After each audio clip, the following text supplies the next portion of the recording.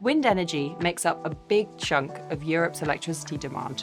But as it stands, electricity is only a quarter of all the energy that we actually use, and the rest comes from fossil fuels, which is mostly imported.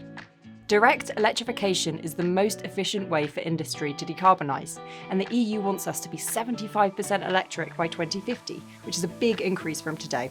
Industry investment in renewables will have to drive this.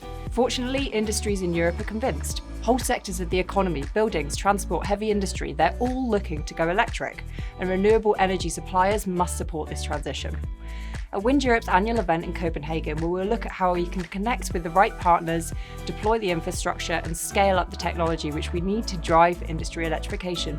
We want to explore all the ideas and challenges which may stand in our way, so I hope to see you in Copenhagen too.